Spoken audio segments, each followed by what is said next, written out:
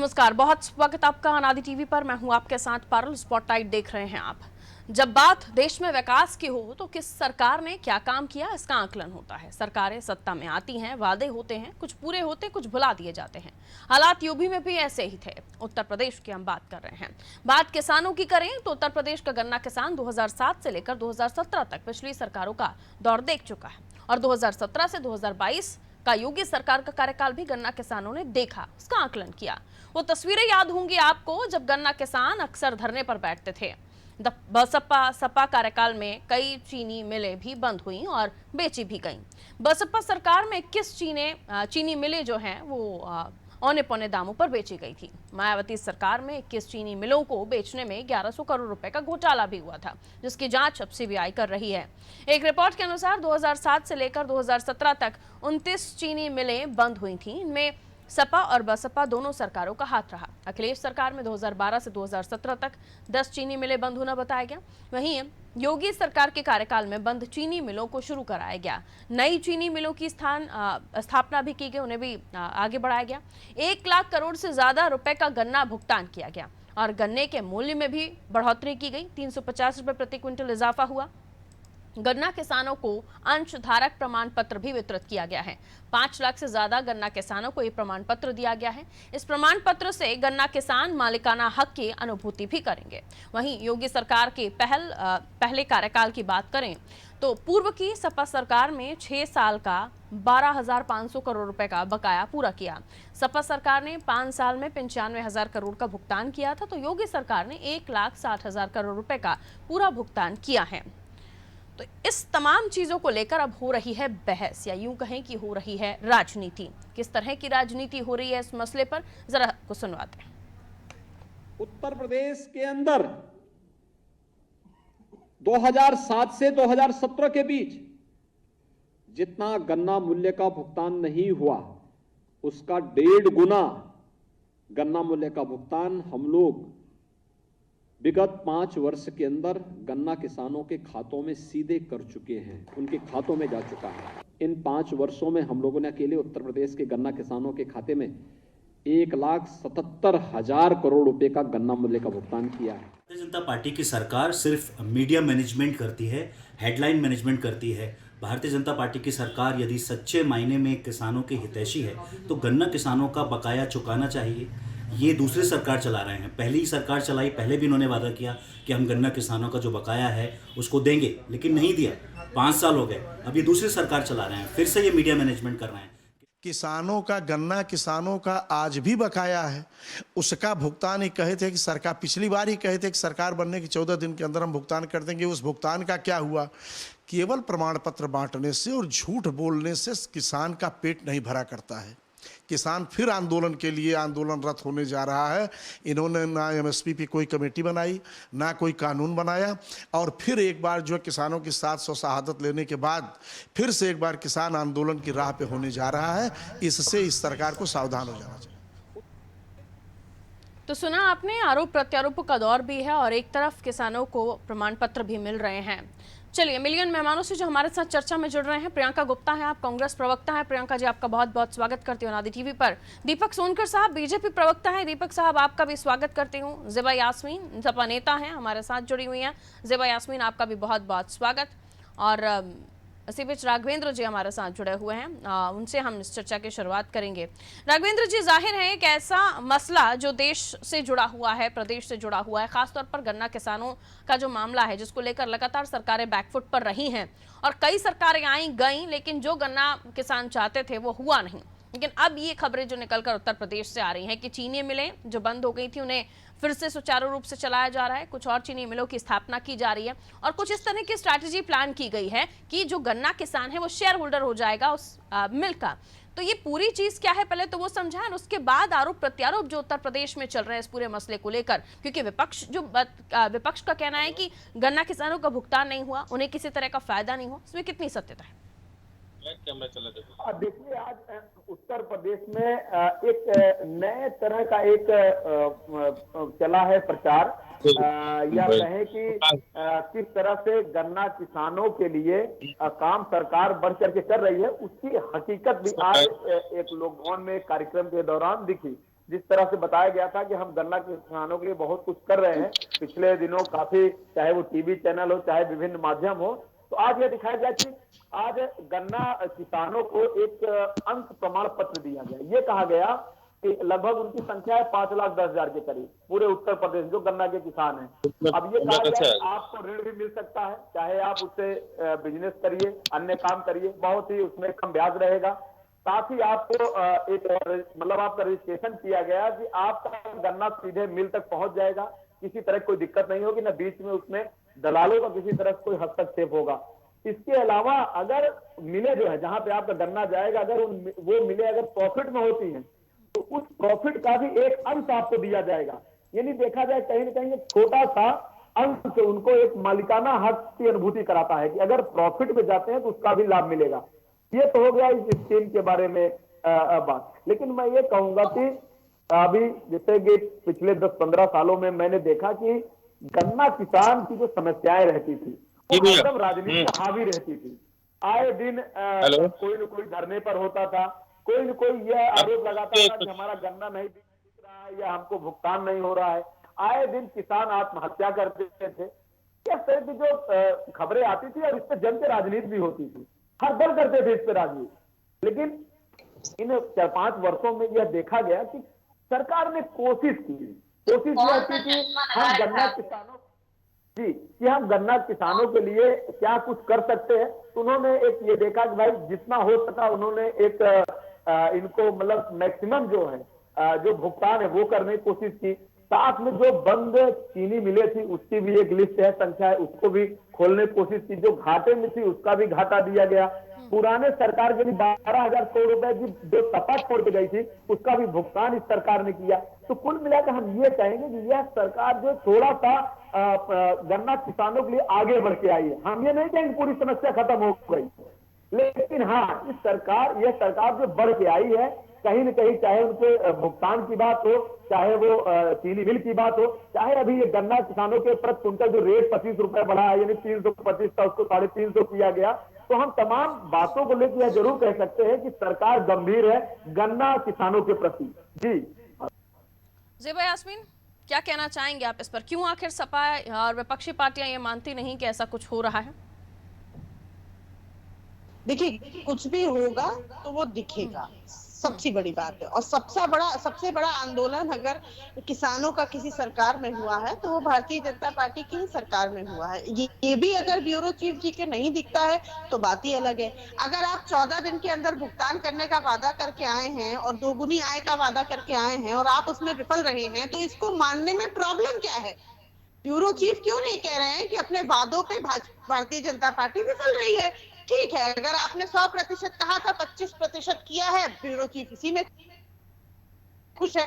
तो इतने में खुश अगर ब्यूरो चीफ है तो है, किसान तो नहीं है, विपक्ष भी नहीं है। विपक्ष भी यही चाहता है आप जो वादा करके आए थे अपना वादा पूरा करिए, और जो सरकारें आती हैं उनसे जितना हो पाता है वो करते हैं। तो ब्यूरो चीफ से मैं एग्री करती हूँ कि अगर पेंडिंग काम कुछ पूरा है तो जो सरकार बन के आएगी वो पूरा करेगी।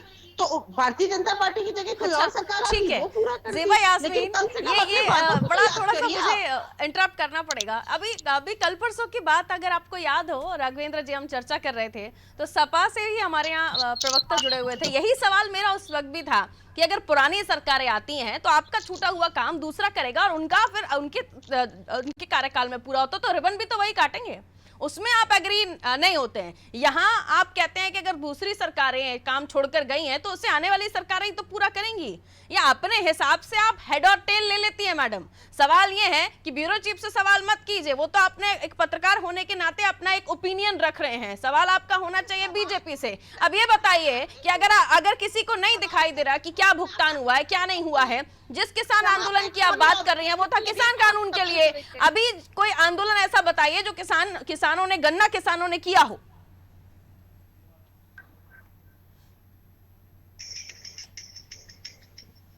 जी ज़ेबा यास्मीन, कोई ऐसा कानून, ऐसा माफ कीजिए आंदोलन या ऐसा कोई आपको किसी भी तरह का प्रदर्शन दिखाई दिया हो जो गन्ना किसानों ने किया हो तो आप बताएं। नहीं, आप मुझे दिखा दीजिए एक किसान का ऐसा वीडियो जो किसान कह रहा हो कि मैं सरकार से संतुष्ट हूँ, आप दिखा दीजिए। आप तो पत्रकार हैं, आपको याद है आपकी पार्टी की जब सरकार थी उस कार्यकाल में क्या हुआ था? नहीं याद है? आप किसान याद को होना खड़ा चाहिए। करके हमारे सामने तो वो तस्वीर आनी भी चाहिए ना। किसान जब दुखी होगा तो किसान किसी तरह से किसी के दबाव में तो नहीं है। कानून को लेकर दिक्कत थी, किसान आए सड़कों पर। अभी गन्ना किसानों को दिक्कत होगी तो वो सड़कों पर आएंगे, या किसी तरह से बाइट तो आए उनकी। क्या करिए? हाँ ठीक है, हकीकत जान लूंगी। आपको चाहिए किसानों से बात। किसान नेता हमारे साथ बैठे हुए हैं, आलोक वर्मा जी का स्वागत कर लेती हूँ। हाँ, किसानों की जुबानी सुनिए, किसानों की जुबानी सुनिए कि हकीकत क्या। हम भी जान लेते हैं ना, हम भी जान लेते हैं कि किसान क्या कहना चाहते हैं। आलोक वर्मा जी, बहुत बहुत स्वागत आपका। बाकी मेहमानों की तरफ जाऊं, लेकिन सबसे पहले मैं आप ही से इस कार्यक्रम को आगे बढ़ाना चाहूंगी। मुझे बताइए कितनी हकीकत, कितना फसाना, क्या वाकई किसी तरह से भुगतान नहीं हो रहा है किसानों को, गन्ना किसानों को? जिस चीज के प्रमाण पत्र बांटे जा रहे हैं वो धरातल पर नहीं है, और अगर नहीं है तो आज किसान को किसने रोका अपनी बात रखने से? देखिए, मैं आपको ये बताऊं कि सरकार बराबर जो है ये टीवी पर और अपने और सब माध्यमों से किसानों के लिए बड़ा जय जयकार कर रही है। दिल्ली में 13 महीने का किसान आंदोलन चला, उसमें जो किसानों की मांगे थी, जिस पर किसान आंदोलन खत्म हम लोगों ने किया था सरकार के प्रधानमंत्री जी के आश्वासन पर कि हम 3 काले कानून वापस ले दें, उन्होंने ले लिया। उनको दिल्ली में जो प्रदर्शन हुआ था आलोक जी, वो था किसान कानून को लेकर। अभी गन्ना किसानों को जो उन्होंने मांगा वो मिला या नहीं, या उसकी शुरुआत हुई या नहीं, इस पर जवाब दीजिए आप। पूरी बात करने दीजिए। और उसमें एमएसपी की बात आई, उसमें गन्ना भुगतान की भी बात आई थी, उसमें बिजली की भी बात आई थी। आज उत्तर प्रदेश में आप ये बताइए, प्राइवेट चीनी मिलों को, तो बजाज की जो चीनी मिल है वो तो दिवालिया की तरफ जा रही है। आप जो सरकारी चीनी मिल है उनका भी पैसा बाकी है, किसान को पैसा मिल कर रहा है। हाँ, अंशदान प्रमाण पत्र देने से किसान को इतना लाभ होगा कि जो समितियां किसान का पैसा खा जाती थी वो किसान को पता रहेगा कि हाँ हमारे इतना पैसा है। लेकिन जब भुगतान नहीं करोगे तो किसान को इससे फायदा क्या?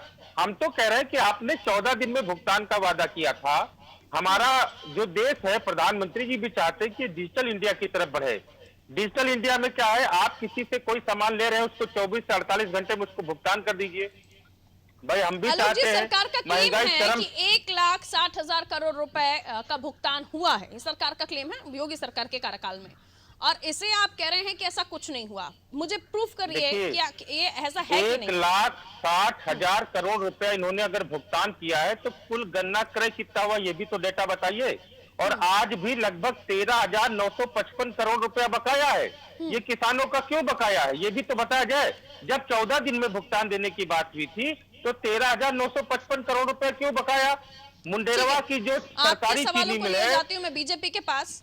बीजेपी से हमारे साथ सुनकर साहब जुड़े हुए हैं। सुनकर साहब, जवाब थोड़े से तीखे हैं, सवाल थोड़े से तीखे हैं, लेकिन जवाब तो चाहिए होगा, क्योंकि किसानों का कहना है कि बाकी जो राशि बची हुई है उसका भुगतान कब होगा। बात 14 दिन की हुई थी, लेकिन 14 दिन से ज्यादा का समय बीत चुका है। कहिए, क्या जवाब है आपके पास? देखिए, निश्चित से गन्ना किसान भुगतान करते हैं, तो जो भी चर्चा में से आए तो मैं आपको बताना चाहता हूँ कि पीछे के उदाहरण हमको देखना चाहिए किस तरीके से 2007 से लेकर के लगातार कर्जा माफ तक नहीं किया जाता था और लगातार उनके लगातार बढ़ती चली जा रही है। मैं जब भी आंकड़ा में कर दूं कि 1,00,000 रुपए का किसानों का भुगतान किया गया है, और जिस तरीके से आज गन्ना किसानों का नहीं, वो विश्वास नहीं कर रहे हैं। विपक्षी पार्टियां आपसे सवाल पूछ रही हैं कि ऐसा कोई भुगतान नहीं हुआ है तो बताइए। मैं सभी का जवाब, मेरी बात पूरी हो जानी चाहिए। मैं वही बात बता रहा हूँ। 2017 के बाद, जैसे ही सरकार बनने के बाद 2 बार गन्ना किसानों का मूल्य बढ़ाया गया, गन्ने का मूल्य बढ़ाया गया। बात अगर हम 14 दिन की कर रहे हैं, लगातार उस पर प्रयास किया जा रहा है, और हम प्रयास करके पूरा जो कहा गया कि 14 दिन तक लगातार लोगों का भुगतान भी किया गया। तो कुछ जगह ऐसे संस्थानों में भी प्रक्रिया बन करके तैयार हो रही है।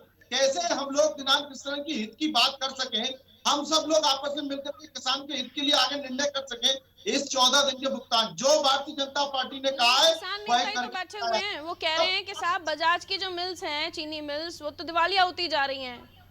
जिन किसानों को प्रमाण पत्र दे रहे हैं उनसे उन्हें कुछ हासिल नहीं होगा। देखिए, अगर चीनी मिल की बात अगर मैं करता हूं तो आपने भी अपने जब चैनल के शुरुआत में कहा था कि किस तरीके से 29 चीनी मिलों को बंद करने का काम किया गया था, और मैं आपको बता रहा हूं कि हमने तो चौधरी चरण सिंह जी की कर्मभूमि से ही रमाला के अंदर चीनी मिल को पुनर्निर्माण करके और लगातार कितनी चीनी मिलों को विस्तार करने का काम किया गया।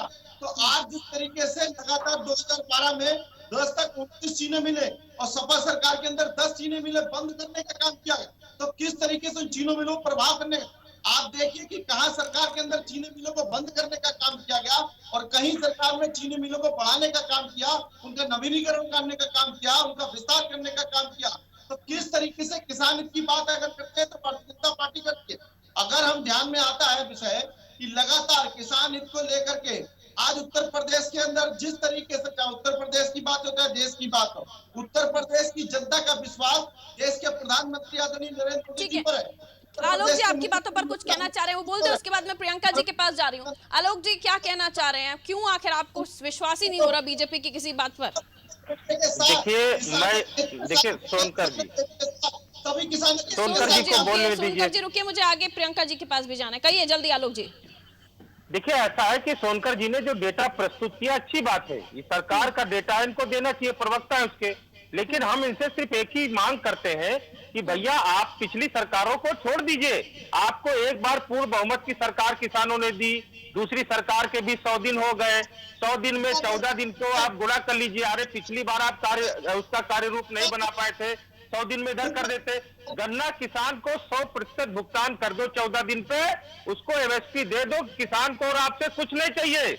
आप तो सबसे महंगी बिजली भी उत्तर प्रदेश में दे रहे हैं, किसान उसमें भी कुछ नहीं बोल रहा है, लेकिन कम से कम एमएसपी 14 दिन का भुगतान तो कर दो। 5 साल 100 दिन की सरकार हो गई, अब तो कम से कम पिछली सरकारों की बात ना करो। पिछली सरकार आपकी ही थी, पिछली सरकार आपकी थी, अब पिछली की पिछली बात ना करो, आप अपनी सरकार की बात करो। पिछली सरकार भी आपकी थी और दूसरी सरकार के 100 दिन भी हो गए। आलोक जी, तो मिल्स स्टार्ट हो रही हैं, चीनी मिलें शुरुआत हो रही है, उनकी नहीं हो रही है, भुगतान जो आंकड़ा दिया गया आप कह रहे हैं इतना पैसा भी और बचा हुआ है, लेकिन हो तो रहा है ना, शुरुआत तो हुई है। ये इसमें सच्चाई है कि नहीं है? अच्छा केसरवानी जी आप बताओ, गांव में कहावत है कि अंधरा जब आंखी पई तब जग पतियाई। अरे कहावतें छोड़िए, मेरे दर्शकों को ये जानना है कि हकीकत किसान क्या बता रहा है, हो रहा है कि नहीं हो रहा है। सुन लीजिए ना, देखिए ऐसा है ना, किसान बहुत अब वो बहुत मार झेल चुका। 14 दिन में दे देंगे, बहुत अच्छी बात है, नहीं देंगे आंदोलन फिर होगा, आंदोलन करेंगे, आंदोलन ही हमारा रास्ता है। सहमत हूँ, आपका कहना है 14 दिन से ऊपर हो गया, लेकिन क्या चीनी मिलों की शुरुआत दोबारा नहीं हो रही है, नई स्थापनाएं चीनी मिलों की नहीं हो रही है? जो राशि 1,60,000 करोड़ रुपए बताई जा रही है उसका भुगतान अभी तक हुआ है नहीं हुआ है, ये हकीकत बता दीजिए जल्दी से। 1,60,000 करोड़ का इन्होंने भुगतान जरूर कर दिया, लेकिन आप ये बताइए गन्ना भी तो गन्ना कितने का लिया, उसकी चीनी बिक गई, सब कुछ बिक गया, सीरा बिक गया, कोई बिक गई। मैं आ रही हूँ, सब्र कीजिए। हाँ प्रियंका जी क्या कहना चाहेंगे? देखिए मैं सिर्फ इतना कहना चाहूंगी, भारतीय जनता पार्टी जिस चश्मे से किसानों को देखती है उसे देखना बंद करें। अब देखिए इन्होंने 100 दिन में वादा किया था कि किसानों को ये जो सिंचाई की बिजली है वो फ्री देंगे, अभी भी पूछ रहे हैं किसान कहाँ है वो बिजली। आप देखिए जो पंप सेट उस पर इन्होंने जीएसटी बढ़ा दिया, किसानों की खाद में पैसा बढ़ा दिया, और आप कह रहे हैं कि आपने 25 रुपए बढ़ाकर किसानों पर एहसान कर दिया।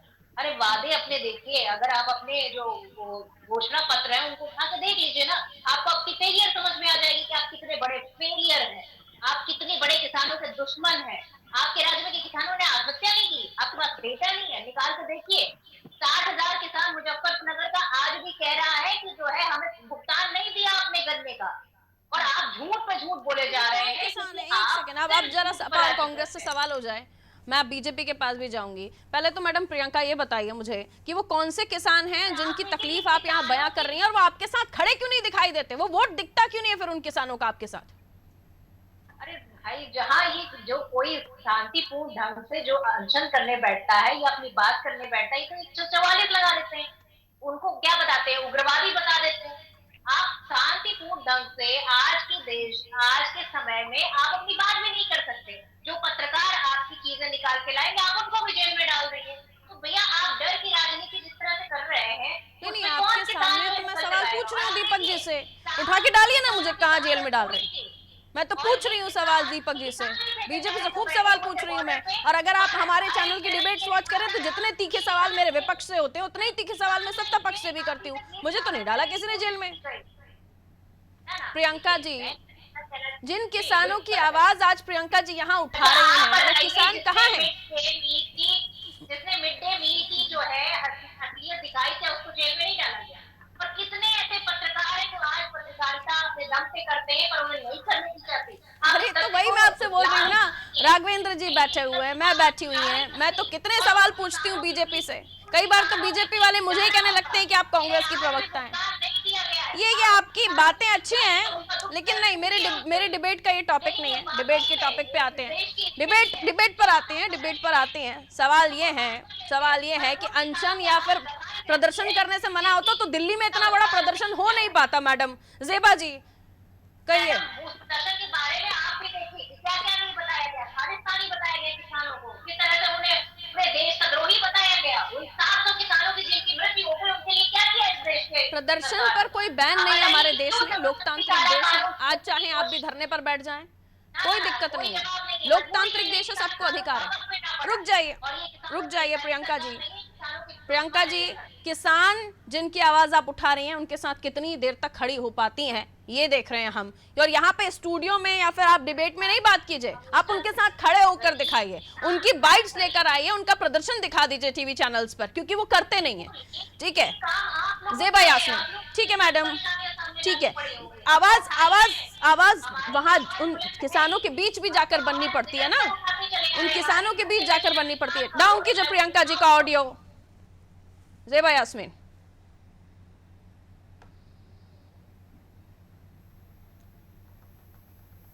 जेबा यास्मीन म्यूट तो नहीं किया आपने अपनी तरफ से, जरा चेक कीजिए।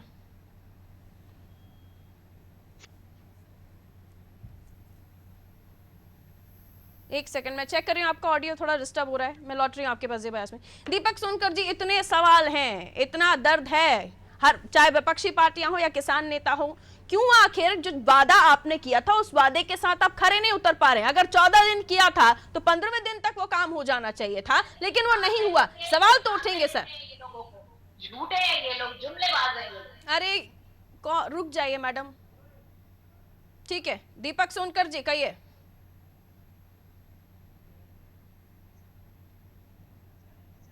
ठीक है मैं लौटूंगी दीपक जी आपके पास। दीपक जी को आवाज मिल रही है क्या मेरी? जी मेरी अब बताएं सर, क्यों आखिर आप लोगों पर उंगलियां उठ रही हैं? कुछ तो गलतियां हुई होंगी साहब, कुछ तो दिक्कत है किसानों को, तभी विपक्ष आपके ऊपर उंगली उठा रहा है, किसान नेता बैठकर बात कर रहा है। क्यों आखिर 15वें दिन, 14 दिन का वादा किया था, 15वें दिन तक काम हो जाना चाहिए था, क्यों आखिर भुगतान नहीं हो पा रहा? अभी भी क्यों राशि बची हुई है, बताइए। देखिए कि जिस तरीके से लगातार कितने किसानों का भुगतान पिछली बरसों में बकाया था और लगातार उन किसानों का भुगतान किया जा रहा है, और कैसे किसान हित को लेकर के सरकार चिंतित है उसका प्रमाण है। कैसे किसान भारतीय जनता पार्टी के साथ है उसका भी प्रमाण है। 2012 से सबका सुपड़ा साफ 17 से लेकर के कैसे किसानों के साथ प्रबंधी की गई वो भी सबके सामने है, और 17 से 14 से लेकर के भारतीय जनता पार्टी के साथ कैसे बात है।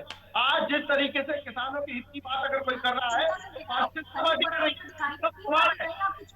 तो लगातार जनता का भरोसा जो भारतीय जनता पार्टी के साथ है, 2017 में भी जनता का एमएसपी पर बार बार बात होती है सर कि किसान जो है उसको एमएसपी उतनी नहीं मिल रही जितना उसका खर्च है, बाकी चीजों में आपने राशियां बढ़ा दी हैं। किसान हित को लेकर के काम करने वाली जनता का नीचे तक पहुंचाने वाली योजनाओं के साथ गन्ना किसान से लेकर के अन्य किसानों तक की बात, गरीब कल्याण की योजनाओं की बात। अरे प्रभु, एमएसपी का क्या हुआ ये पूछ रहे हैं ना किसान नेता आपसे। दीपक सोनकर जी, एमएसपी का क्या हुआ? क्यों पंप पर जो बिजली है वो महंगी हो गई है? देखिए जल्दी जवाब दीजिए। अगर बिजली की बात अगर हम करते हैं तो जहां बिजली लोगों को दी नहीं जाती थी, आज 24 घंटे तक बिजली देने का काम ठीक है किया जा राघवेंद्र रहा जी, है। जो सवाल पूछा उसका गोलमोल जवाब मत दीजिए, जो पूछा उसका सीधा जवाब दीजिए।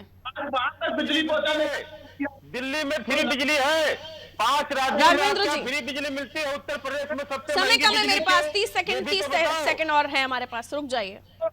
राघवेंद्र जी, सवाल अगर पूछा जा रहा है विपक्षी पार्टियों की तरफ से तो सत्ता पक्ष को जवाब देना पड़ेगा, ये हमारे देश का लोकतंत्र भी कहता है। सवाल पूछना कोई दिक्कत नहीं है, लेकिन अगर सवाल जिसके लिए आप पूछ रहे हैं, जिसके लिए आप खड़े हो रहे हैं, वो किसान तो दिखें ना, उनके साथ आप दिखते हैं ना आपके साथ वो दिखते हैं। किसान आंदोलन में भी विपक्षी पार्टियों को दरकिनार किया था किसानों ने, और आज भी वो अपनी आवाज मीडिया के माध्यम से, आलोक जी हमारे बीच बैठे हुए, वो अपनी बात खुद ही रख रहे हैं, उनको नहीं चाहिए विपक्षी पार्टियों का साथ। राघवेंद्र जी, आवाज मिल रही है आपको? जी जी जी हाँ, आवाज मिल रही। मैं ये बताना चाह रहा हूँ कि अभी जो सभी वक्ताओं की बात मैंने सुना है, देखिए अगर भारतीय जनता पार्टी ने अगर ये कहा है, वादा किया है कि हम सत्ता में आएंगे और 14 दिन में भुगतान करेंगे, तो निश्चित तौर से भारतीय जनता पार्टी को ये भुगतान करना चाहिए, क्योंकि वो कहे हैं और सत्ता में भी आए हैं। दूसरी बात मैं ये कहूंगा कि देखिए, हमको जो लगता है ये व्यवहारिक नहीं है। देखिए, हम मिडिल क्लास जब लोग एक घर बनाते हैं या घर में विवाह शादी का आयोजन होता है, तो उस वक्त भी जब हम लोग एक सामग्री लेते हैं तो तैयारियां करते हैं, तो बहुत सारी चीजें उधार रहती हैं, क्योंकि एक फसल का पैसा देंगे दूसरी फसल आ जाती है। ये चक्र बना रहेगा। इसको कोई कहे कि 100% हम एकदम क्लियर कर दें, ये असंभव है। अब सरकार कैसे वादा कर ली है ये एक अलग विषय है, लेकिन हमें नहीं लगता कि ये कभी व्यवहारिक होगा, ना कोई सरकार कर पाएगी। ये गारंटी है मेरी कि आप तुरंत राघवेंद्र जी, अभी अनशन प्रदर्शन की बात हो रही थी, जरा इसको क्लियर कर दीजिए। क्या आज की तारीख में कोई किसान, गन्ना किसान अनशन या प्रदर्शन कर रहा है क्या? देखिए, अभी इन दिनों हमारे पास ऐसी कोई खबर नहीं आई है कि कोई गन्ना किसान आत्महत्या किया हो या स्पेशली गन्ना किसान बैठे हो कहीं धरने पर। हाँ, मैं ये जरूर कहूंगा कि सरकार की नीयत ठीक है। जी, सरकार, मैं ये जरूर कहूंगा सरकार की नीयत जरूर ठीक है कि वो किसानों के लिए काम कर रही। ठीक है, कमियां हो सकती हैं, गलतियां हो सकती हैं, देरी हो सकती है, लेकिन नीयत साफ है और वो किसानों समय इजाजत नहीं देता, मुझे आप लोगों से भी इजाजत लेनी होगी। बहुत बहुत शुक्रिया आप सभी का हमारे साथ चर्चा में जुड़ने के लिए। तो उत्तर प्रदेश में एक और स्ट्रोक अंश धारक प्रमाण पत्र, जिससे किसानों को फायदा होगा। सरकार का दावा यह भी है कि उन्होंने भुगतान किया है। आपको बता दें, 1,60,000 करोड़ रुपए का भुगतान अब तक सरकार कर चुकी है, न केवल उनके कार्यकाल के समय बल्कि पिछली अखिलेश सरकार के कार्यकाल का जो भी बकाया था वो भी भुगतान किया जा चुका है। लेकिन ऐसा नहीं है कि राशि बकाया नहीं है, बड़ी राशि बकाया है, लेकिन कोशिशें लगातार जारी है। और उसके अलावा बंद चीनी मिलों को दोबारा शुरू किया जा रहा है। किसान को मीडिएटर या फिर कोई भी और परेशान नहीं कर सकता, तो अपना डायरेक्ट जो सामान है, माल है, वो डायरेक्ट जो मिल्स हैं उसमें दे सकते हैं। तो कई सारी चीजें हैं जिन्हें दुरुस्त करने का काम किया जा रहा है, लेकिन इस पर हो रहे हैं सवाल ये जो इससे जुड़े ही नहीं है कि एमएसपी, इसके अलावा जो पंप है उनका महंगा हो जाना, बिजली महंगी हो जाना, और उसके बाद कि सरकार का ये दावा है कि उन्होंने जो मूल्य है जो खरीदी है उसमें 3.5 रुपए करीब बढ़ाए हैं, 350 रुपए प्रति क्विंटल का इजाफा कर दिया है, लेकिन उस पर भी सियासत हो रही है। फिलहाल दीजिए इजाजत, रखिए अपना ख्याल, नमस्कार।